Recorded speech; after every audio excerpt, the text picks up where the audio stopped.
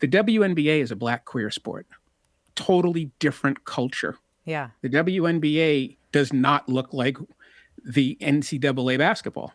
Right. It's a totally different thing. And so now the WNBA is the perfect platform for a culture clash. Hey everyone, from KQED in San Francisco, this is Political Breakdown. I'm Marisa Lagos. Today on The Breakdown, even as it explodes in popularity, the WNBA has a politics problem. So does Major League Baseball. Meanwhile, the White House seems intent on stoking the flames of the culture wars that have erupted over race, gender, and sexual orientation. Like everything in our polarized nation, it feels like this is all the worst it's ever been. But haven't sports always been political? Today, I'm going to be joined by columnist and author Howard Bryant to talk about the latest dust-ups, who's to blame, and whether it's on the athletes to push back. Howard is sports correspondent for NPR's Weekend Edition Saturday. Welcome to Political Breakdown. Thanks for having me. Well, I'm thrilled to have you. I know that you think and write about all of this quite a bit. And like I said, I mean, it feels like things have become suddenly, or at least more political in what is, admittedly a pretty fractured moment in the U.S. But sports have always kind of come with a dash of politics, right? Like, do you see this moment as different? Well, I think that the moment is different in terms of who's driving the politics or what the politics are.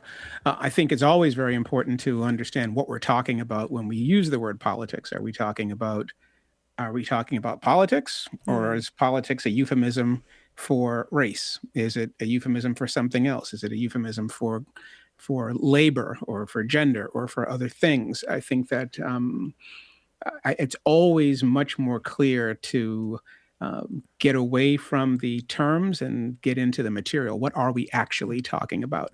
If we're talking about sport being a political vehicle in terms of public policy, yes, 100%. When there are wars, when there are things happening, when there are pandemics, these sports is used as a way to, not a lot of ways to be the good guy, to be an extension of government. When we're talking about race, absolutely, because the black athlete has always needed sports as the one place of meritocracy. And I think the same thing is happening now when you're adding culture war to it, when you're talking about who the government has decided to focus on. And now the political hay is being made over transgender rights, and and the WNBA is suddenly at the center of it. So I always think it's important to simply be really specific. We're all adults. Let's have conversations about what we're actually talking about. Well, let's talk about the WNBA, because this is where a lot of this is coming together. And I got to just note, like, I'm sitting here in San Francisco where the Valkyries have really been embraced by this city, right? I mean, that arena, if you have not been there yet, is on fire. And they just won their bid to host the All-Star game. But in general, we've seen the popularity of women's basketball really soar in recent years, and to your point, become this flashpoint. Do you feel like prior to this recent rise and to Trump 2.0, was the league seen as political? Were players seen as political?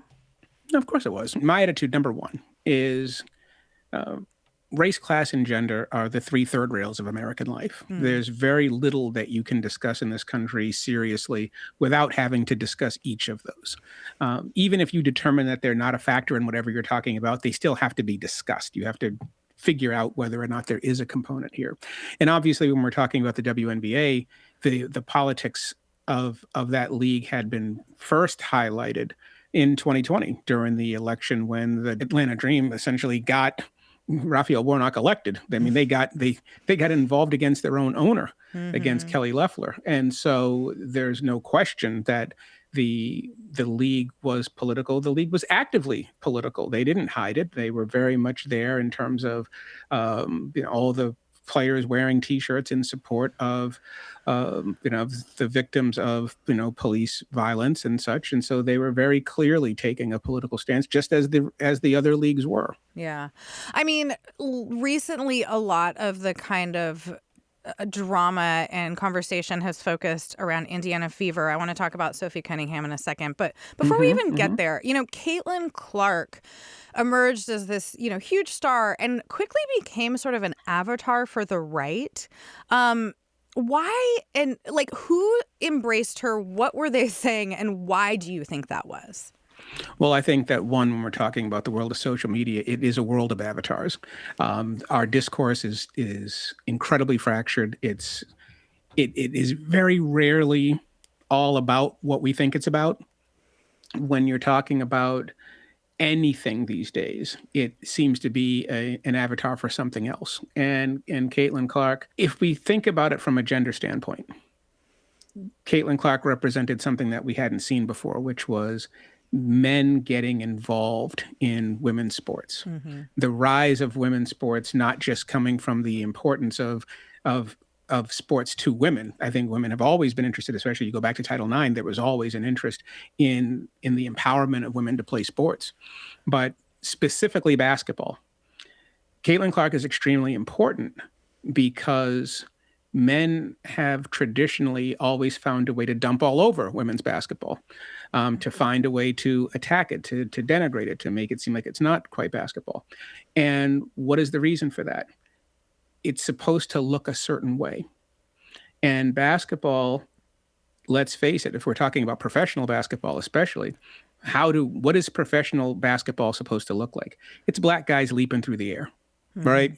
It's an aerial game. It's black guys leaping through the air, dunking the basketball. That's how we view that sport. And it had always been that way. And because women's basketball has always been a horizontal game, it's not a vertical game. There was always a reason to dump all over it, to be like, oh, it's not really basketball. It looks like intramural, and guys would have nothing to do with it. And then Steph Curry came along. Right. And then Steph Curry comes along, and Steph Curry is shooting the ball from half court, and Steph Curry is shooting 30-footers routinely. And suddenly basketball is no longer just a vertical game. Now it's a horizontal game. And now that you've got basketball being accepted, men's basketball being accepted as a horizontal game, now Caitlin Clark comes along at Iowa, and now women's basketball is a horizontal game because she's shooting from the same depths that Dame Lillard and Steph Curry and Klay Thompson are shooting from. Right. And now that gives men an entry into the sport. Now it looks like something men can say, hey, this looks like something I'll watch. And so instead of now making fun of the fact that women don't dunk, now there's somebody that we can identify with that makes women's basketball accessible. And when we talk about accessibility, what are we talking about? Now we're talking about money. Yeah. And now suddenly we have somebody who can really blow this game up and make it lucrative. Then you add the race piece of it.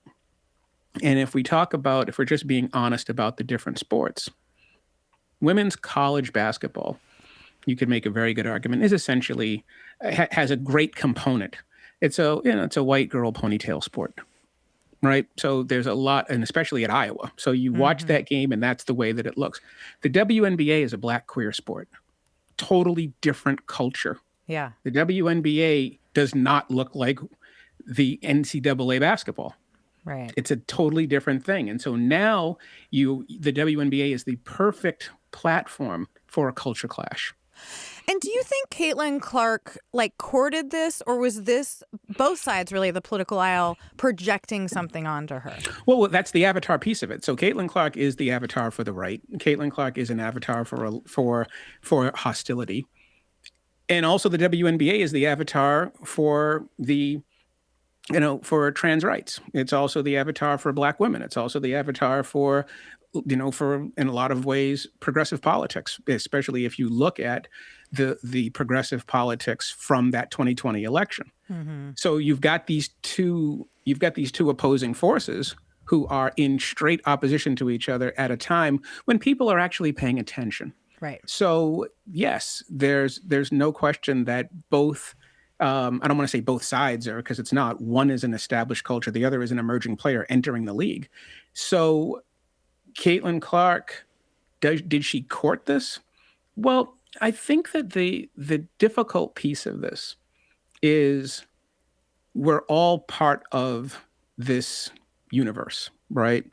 And in being part of it, when you're entering this game, It was very, very clear. I don't think people understood exactly how much it was going to ratchet up, but it was very, very clear that there were forces that were pushing Caitlin Clark in the direction of some form of avatar, some form of leadership, some form of representation. She was going to represent something. And that's where class comes in. Mm-hmm. And you saw a lot of the male players in the NBA talk about, and a lot of the male punditry and the entire male-generated hetero sports machine that makes up the billion-dollar sports industry. What were they saying about Caitlin Clark? She's going to be the one that drives the financial engine. So now she is a part of this, whether she wants to be or not. And she hadn't even played her first game yet. Right. So all of this has already been placed upon her in terms of what she's representing. From a business standpoint, she's representing money. Mm-hmm. And let's not forget, when you're representing money, you're representing, a lot of the forces that are covering this industry, the rights holders, everyone else. They have a vested interest in the success of this. Yeah. But she's also, because of the gender piece of it and the racial piece of it, she's also in some ways in direct opposition to the existing culture of the WNBA. So you already are set up for conflict here. And the question was going to be, okay, how is she going to handle this? What's she going to do about it? Can she just show up and play basketball? Does she want to just show up and play basketball?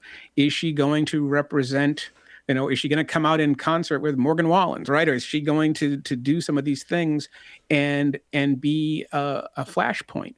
And so on the one hand, you can say, okay, she's just a basketball player. But on the other hand, when you're at her position, just like when you're at LeBron James's position or you're at any superstar's position, you're never just what you are because of what you represent to all of these other groups who may have your best interest at heart or may simply be using you to further their own agendas. Right. Okay, so I would say from where I sit, Caitlin Clark has at least outwardly tried not to specifically engage in talking about politics, which stands in contrast to one of her teammates, Sophie Cunningham. This is another Indiana Fevers player, and she's emerged, I would say, even maybe more of a flashpoint in these culture wars. And some of this is because of what you were talking about, which is this narrative around essentially these white girls in this largely Black-dominated league. And it kind of started to grow before we saw Cunningham really courting controversy. There was a June 2025 game against the Connecticut Sun where she pulled J.C. Sheldon down by the neck. And then she made some comments about trans girls in sports in an ESPN profile. Before we get to that, what was the dust up about that flagrant foul in 2025? And what followed it for Cunningham? Well, I think it's important once again to recognize that there is a distinction between the race, class, and gender construction and the individual personalities involved. Mm-hmm. And whereas it is completely true that these forces are in play, it's also true that this idea that the WNBA is some sort of avatar or canary in the coal mine for a coming sort of racial conflict in these sports is sort of nonsense. There are plenty of white women in the WNBA who are thriving, who are not part of these controversies. If you look at Paige Beckers, who's a great player for the Dallas Wings, you look at Sabrina Ionescu, you look at Brianna Stewart, you look at all of these different players there, Kelsey Plum and Cameron Brink. There's all kinds of different white women who are playing in this game. The question is the combination of sort of the Caitlin Clark, Sophie Cunningham thing, where they are sort of representing a hostility toward the league. And the choice has been, I don't believe, even if you're Caitlin Clark, or especially if you're Caitlin Clark, you can't just play and say, I just want everyone to get along, because you are being used, because there is, the federal government right now is a hostile force against trans players. Yeah. Against this question, not even trans players, because there's not a trans player in the league, right, about this entire culture war question. It is an aggressive thing. And so in that aggression, if you ignore it, even though your name is being invoked, and if you ignore it, even though you have legislators in Texas who are threatening your league, and you do not address them specifically, keep my name out of your mouth, right? Especially leave me out of this. If you don't specifically say that, then you look suspect. Maybe it's not fair to you, but when is life fair? When you're a superstar, when you are a star, people are looking at you in all kinds of different ways for leadership. They're looking at you for exploitation in terms of money, in terms of what you represent. So there's a lot there that she can decide to handle however she wants to handle it, but you can't simply say, I'm not part of it. You are part of it. Well, she's, benefited from it. Like, even before this ESPN article and her kind of inserting herself into the trans issue, you saw her sponsorship deals, her sort of, ability. We're talking about Marisa Cunningham here. Yes, but that, Marissa, is exactly what we're talking about in terms of having it both ways. Right. Right? Because there is something that's very clear on the table here, and that's money. Yeah. There's a lot of money here, right. and women's sports over the past, especially the WNBA, not women's sports, because Serena Williams and Naomi Osaka and female tennis players have been making huge bank for a lot of years, but in this specific but also case, facing some of the racial blowback you're talking no. about. They face it all. I'm not saying it's clean for them. I know. I'm saying that Caitlin Clark has been positioned as this person who is the one who brought all this money to these players. And I'm saying that there has been money in other sports. They're all still putting up with the same, the same sexism and everything else. Look at what Jan Stevenson had to go through 40 years ago when trying to build up the LPGA. They put her in a bathtub full of golf balls to sell calendars to dudes, right? Do you think, though, what you're saying, yes, absolutely. Whether you're, just because you're a 25-year-old person who dribbles and shoots well doesn't mean you get to say, oh, I don't want to, deal in politics. But are the institutions also responsible here? Like the individual teams, Indiana Fever, the WNBA itself, how would you sort of assess how they've handled Everybody all this? has a piece of this. Yeah. Everyone and how do has you a think piece of they've it. handled it? And I think that they've probably handled it pretty poorly. Yeah. But at the same time, you can't, when you try to appease hostile situations, you can't win. I think that one of the biggest mistakes that the WNBA has made is not being more forceful in protecting themselves and protecting itself, protecting the league, protecting the players, because everyone's afraid of the president. Everyone's afraid of the White House. Everyone's afraid of the power of the federal government, and rightfully so. And so you try to, you sort of try to massage your way through it by standing your ground a bit, but not trying to come out and say it out loud. And that doesn't work. Yeah. So you get sort of caught up in the middle by thinking you're saying something while actually saying nothing. And one of the important pieces of this is when you are in a hostile environment, it's nonstop. Every single play is scrutinized. Every single, a common foul. To have the government get involved to say if the fouls against Caitlin Clark, which we believe may be racially motivated, it's an attack on your league. And if you're Caitlin Clark, you should be embarrassed by this. And you're talking about the Trump administration has actually made these threats. And I think it's important for maybe our listeners who don't follow sports as closely as you do. This is sort of the narrative that Caitlin Clark and Sophie Cunningham, who's come to her, defense as her enforcer, are essentially being fouled because of their race, that they're being attacked in this league in what is, if anybody's been to a WNBA or NBA game or a rec league game, a very physical sport to begin with. Basketball's a tough game. Yeah. And also, I think what it's important, the reason why I brought this up, why I don't think that this is, I think it's very, very important to understand that one of the pieces of this that doesn't get discussed nearly enough is that Caitlin Clark is not a likable player. Mm-hmm. Her on-court antics she's not a friendly player. She's an in-your-face, combative, difficult player who plays to the refs in a lot of ways. She's a flopper. She's a great player. She's a very, very good player. There's no question about that. But you don't look at her and think that she's not inciting a lot of the hostilities that come her way. She's one of those types of players.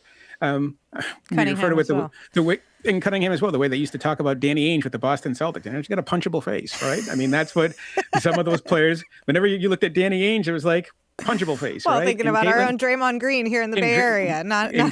Well, he's the puncher. He knocked out and Jordan you love Poole. him if you're rooting for them. Exactly. But When he's on your team, you love him. And Exactly. I think that this piece of it gets undermined because we're so caught up in this culture war. It's a personality thing. Right. And also, let's face it, when you are in go look at Larry Bird's career. It's one of the few industries where white employees have to adapt to a black culture. And any white player, whether it's Jason Sehorn, who was a cornerback for the New York Giants, who played, in the black league of the NFL, or whether it's Larry Bird or Danny Ainge or Kevin McHale, when they play, in an 80% black league of the NBA, they're going to test you the same way that black players had been tested for forever to make sure, see if they could make it. So it's all just part of competition. But when you add the politics to it and you add the extra noise to it, it becomes more than that because of that avatar element that you spoke of earlier. Yeah. Okay, I want to switch gears briefly because we had a big dust up in the Major League Baseball here over a June 12th Giants game. 4 Giants pitchers refused to wear their Pride Night hats. 1 didn't wear it at all. 3 wrote a Bible verse next to the rainbow logo. And it became this big thing in part because of what you have really characterized as a poor response by the team itself and Major League Baseball. Can you just talk about how you view that dust up and how it fits into what we're talking about here? Well, it's another example. It's like, before we get into that, I was also going to say that when you were talking about the lucrative nature of this, when you have a face of this, and someone like Sophie Cunningham is a face of it, you're going to be used for those purposes. And in baseball, let's face it, I think the piece of baseball that is another element of this is the federal government has essentially used whatever is left of its civil rights division, or whatever it's left of its equal opportunity EEOC, whatever is left of that, to take the position that it is the white, the male, the hetero, the Christian, who is actually the one being discriminated against, that they are the victims now of what is happening in this culture, and that they need federal protection. That is the ethos of this federal government right now. I mean, we saw actual fallout from this. The DOJ said they would investigate whether the league discriminates. Senator right. Josh Hawley wrote this letter demanding info. I mean, do they just see this as politically advantageous, do you think? It is politically advantageous 1,000%, but it's also, when you think about it from a polling standpoint, it's also where the country is right now. I think a lot of whites actually believe that they are discriminated against, and I think that the Republican Party has chosen that this is really fertile political material. And what better place to extract concessions, because we know that whether we're talking about universities or whether we're talking about a basketball league or a sports league, that this government is very much involved in gaining concessions from institutions. And so in baseball's case, especially in the Giants' case, it was really, to me, it was very difficult. I thought it was a slap in the face the way that the Giants responded, especially Buster Posey, the general manager, who's a legend in San Francisco. I thought he came up very, very small, considering the history. If you go back to 1993, you go back to until there's a cure, and all these things. The Giants were the pioneers of this. The Giants were, of all places, the Giants, and not just the organization and the city, of course, but the players. Rod Beck, the late closer, he and his wife Stacy raised tons of money and tons of awareness in terms of pediatric AIDS and everything else. And so, for that fan base to have to be at the center of this, I thought the team itself did not do right by its paying customers. Yeah, and they're mad. And they're probably madder because they're doing so poorly also. And you combine the fact that you're no good in the standings, those are the best pitchers, yeah. I wonder, that brings up a really interesting point, which, I have been thinking about when we think about these, pitchers coming out with these Christian messages that are essentially seen as anti-LGBT. They claim not. Indiana Fever being where they're located. How much do athletes have a responsibility to reflect the team that they play for and the region they play for and the politics of that place? How much of a responsibility? Yeah. Is that something they should think about? Well, those are two different questions. Is it something they should think about? Yes. Do they have a responsibility? No. However, there's a price for that response for not being cognizant of it. And let's not forget, it's not just the players. It's also the owner. The owner of the Giants is the owner of the San Francisco Giants, but he's one of the most, Charles Johnson, one of the most conservative men in the donors, country. Yeah. And exactly. And so should you be aware of your surroundings, of where you play? Yes, you say you're part of the community. You have the team, the city's name on your business. You should be aware of it. The players are employees. The players are independent contractors, right? They show up and they play. But you have to recognize also two things. One, baseball is an extremely conservative sport as a membership, for the most part. And the second thing to remember is that the public is not helpless here. The public has one very powerful weapon to get everyone's attention, and that is we don't have to pay for this. We don't have to pay for it. We don't have to watch it. And if you're not going to represent the values that we hold dear, you're not going to get our money. And if you keep going to the games, and if you keep saying that, okay, well, I love baseball and the ownership and the players don't represent me, but I do love the game, then you're undermining a little bit of that power, if not all of that power. So it's the argument. We had the same thing in New York with the NBA during the finals, Right. when President Trump was going to the Knicks games, and the Knicks fans were like, "What are you bringing him here for?" Yeah. So the players, the fans are just as selfish as the players, and the fans are just as selfish as the owners, because they want what they want when they want it. But they do have power. They're not helpless here. All right, we are going to have to leave it there. We didn't even get to the Lakers sale to Bob Iger and Joshua Kushner, brother of Trump's son-in-law, Jared Kushner. There's been some speculation that the majority owner, Mark Walter, is selling to avoid an investigation into his financial dealings by the Trump administration. We'll have to do that another day. Howard Bryant, thank you so much, though, for being here and for this great discussion. No, my pleasure. Thank you. And that is a wrap for today's Political Breakdown. We're a production of KQED. Our engineer today is Christopher Beal. Our producer is Emiko Oda. Our video team includes Jim McKee, Rick Santangelo, Derek Larto, Kate Lipensky, and Vivian Morales. I'm Marisa Lagos. See you next time.